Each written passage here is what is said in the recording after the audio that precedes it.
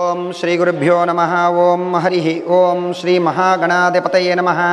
ఓం గురుచరణారవిందాభ్యా నమః. గురుబ్రహ్మ గురుర్విష్ణుః గురుర్దేవో మహేశ్వరః గురుః సాక్షాత్ పరబ్రహ్మ తస్మై శ్రీ గురవే నమః. అస్య శ్రీ గురు చరణారవిందాభ్యా నమః. ఓం జ్ఞానానందమయం దేవం నిర్మలస్ఫటికాకృతిం ఆధారం సర్వవిద్యానాం హయగ్రీవముపాస్మహే. గురవే సర్వలోకానాం విషజే భవరోగిణః నిధయే సర్వవిద్యానాం దక్షిణామూర్తయే నమః. నారాయణ సమారంభాం వ్యాసశంకరమధ్యమాం అస్మదాచార్యపర్యంతాం వందే గురు పరంపరాం. అస్య శ్రీ గురుచరణారవిందాభ్యా నమః. ఓ జనక మహారాజా, ఈ కార్తీక మాస వ్రతం యొక్క మహత్యమును గురించి అనేక ఉదాహరణలు నీకు చెప్పి ఉంటిదిని. ఇంకను దీని గురించి ఎంత చెప్పినను తనివి తీరదు. ఈ మాసమునందు విష్ణువును అవిస పూజలతో పూజించిన ఎడల చాంద్రాయణ వ్రతం చేసినటువంటి ఫలితం కలుగుతుంది. విష్ణు అర్చనానంతరం పురాణ పఠన చేయించిన వినిపించినటువంటి వారికి కూడా తప్పనిసరిగా వైకుంఠ ప్రాప్తి పొందుతారు.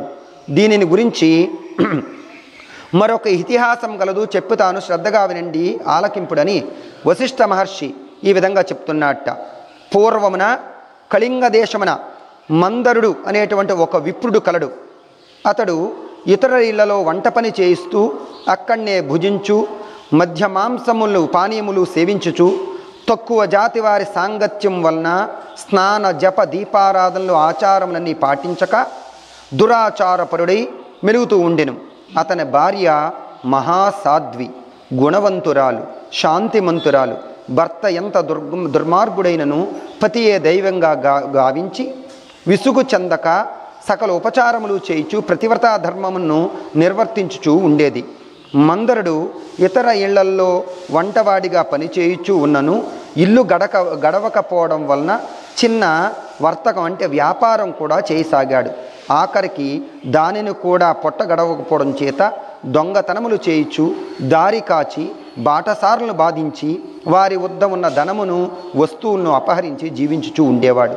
ఒక దినమున ఒకానొక బ్రాహ్మణుడు అడవి దారిన వెళుతూ ఉండంగా అతన్ని భయపెట్టి కొంత ధనమును అపహరించుకుంటూ ఉండంగా అక్కడికి మరొక కిరాతకుడు వచ్చి ధనాసచే వారిద్దరిని, ఆ బ్రాహ్మణులిద్దరిని కూడా చంపి ధనమును మూటగట్టుకుని వెళ్ళిపోతుంటూ ఉండంగా సమీపంలో ఉన్న గుహ నుండి ఒక వ్యాఘ్రం అంటే పులి గాండ్రించుచూ వచ్చి ఆ కిరాతకునికే పడి కిరాతకుడు కూడా పులితో పోట్లాడి దానిని కత్తితో పొడిచెను. అంతకుముందే ఆ పులి అతనితో పంజాతో గట్టిగా కొట్టడం వల్ల కిరాతకుడు కూడా మరణించెను. అదేవిధంగా ఆ పులి కూడా మరణించెను.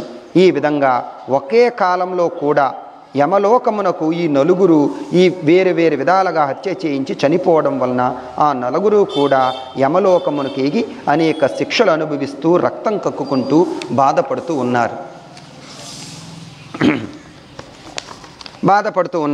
ఆ మందరుడు చనిపోయిన నాటి నుండి అతని భార్య నిత్యము హరినామస్మరణ చేయుచు సదాచార ప్రవర్తినై భర్తనే తలుచుకుంటూ దుఃఖించుచు కాలం గడుపుతూ ఉండేది.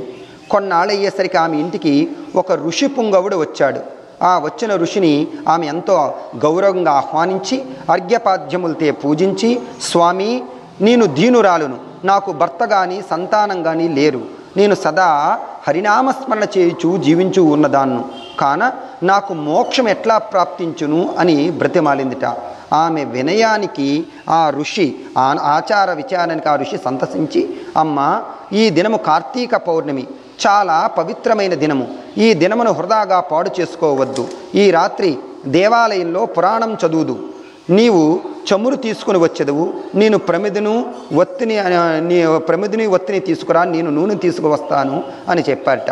దేవాలయంలో ఆ వెత్తిని వెలిగించినందుకు నీకు ఫలితం కలుగుతుంది అని చెప్పడంతోనే అందుకు ఆమె సంతోషించి వెంటనే దేవాలయమునకు వెళ్ళి అక్కడ శుభ్రం చేసి గోమయం చలికి ముగ్గులు పెట్టి తానే స్వయంగా పత్తి తీసి 2 ఒత్తులు చేసి ఋషి చెప్పిన ఋషి తెచ్చిన నూనెని ఆ ప్రమిదిలో పోసి దీపారాధన చేసెను. అటు తర్వాత తన ఇంటికి వెళ్ళి తనకు కనిపించిన వారందరితోనూ ఆ రోజు రాత్రి ఆలయమునందు జరుగు పురాణ కాలక్షేపమునకు రమ్మనమని చెప్పెను. ఆమె కూడా ఆ రాత్రి అంతయు పురాణం వినెను. ఆనాటి నుండి ఆమె విష్ణు చింతతో కాలం గడుపుతూ కొంతకాలమునకు మరణించెను. ఆమె పుణ్యాత్మురాలగటం వలన విష్ణుదూతలు వచ్చి విమానమునెక్కించుకుని వైకుంఠమునకు తీసుకుపోతూ ఉన్నారు. కానీ ఆమెకి పాపాత్ముడైన భర్తతో సహవాసం వనరించినందుకు కాను కొంచెం దోషం కలగడం చేత మార్గమధ్యంలో యమలోకమునకు తీసుకుపోయిరి. అచ్చట నరకమునందు మరి ముగ్గురుతో బాధపడుతూ ఉన్న తన భర్తను చూచి, ఓ విష్ణుదూతలారా, నా భర్త మరియు ఆ ముగ్గురు ఈ నరక బాధమును పోవుటకు వారిని కూడా ఉద్ధరింపుడు అని ప్రార్థించేయును. ఆ ప్రార్థనలు విన్న తర్వాత విష్ణుదూతలు, అమ్మ, నీ భర్త బ్రాహ్మణుడై ఉండి కూడా స్నాన సంధ్యావందనములు మాని పాపాత్మై ఉండినాడు. ఇంకా రెండో వాడు కూడా బ్రాహ్మణుడైనను కూడా అతి ధనాస చేత ప్రాణహితుణ్ణి కూడా చంపి ధనమును మూటగట్టినవాడు. ఇంకా వ్యాఘ్రము, మూడోదైనటువంటి వ్యాఘ్రము పులి, నాలుగో వాడు పూర్వము ద్రవిణ దేశమున బ్రాహ్మణుడే జన్మించెను.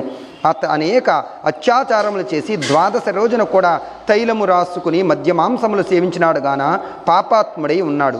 అందుకే ఈ నలుగురు నరక బాధలు అనుభవించుచు ఉన్నారు అని అనగానే వారి చరిత్రలు చెప్పిన తర్వాత అందుకు ఆమె చాలా విచారించి, ఓ పుణ్యాత్మురాల, నా భర్తతో పాటు మిగిలిన పుణ్యాత్మురాల నా భర్తతో పాటు మిగిలిన ముగ్గురును కూడా ఉద్ధరింపుడని ప్రార్థింపగా అందుకు ఆ దూతలు, అమ్మ, నీవు చేసినటువంటి కార్తీక శుద్ధ పౌర్ణమి రోజున నీవు చేసినటువంటి చేసినటువంటి ఫలితం వ్యాఘ్రమునకు, ప్రమిద ఫలితము కిరాతకునకు, పురాణం విన్న ఫలితము కలిగిన ఫలితము ఆ విప్పునకు దారపోసిన వారికి మోక్షం కలుగును అని చెప్పగానే అందుకు ఆమె అట్లాగే దారపోసెను. తరువాత ఆ నలుగురు ఆమె కడకు వచ్చి ఆమెతో పాటు విమానమెక్కి వైకుంఠమునకు వెళ్ళిరి. కావున ఓ రాజా, కార్తీక మాసమున పురాణం వినుట వల్ల కానీ దీపం వెలిగించుట వల్ల కానీ ఎట్టి ఫలితం కలిగినో వింటిదివా అని వశిష్ఠుల వారు జనక మహారాజుకు చెప్పారట. స్వస్తి ప్రజాభ్య పరిపాలయంతాం న్యాయేణ మార్గేణ మహిషా గోబ్రాహ్మణేభ్య శుభమస్తు నిత్యం. లోకా సమస్త సుఖినో భవంతు, సర్వే జనా సుఖినో భవంతు.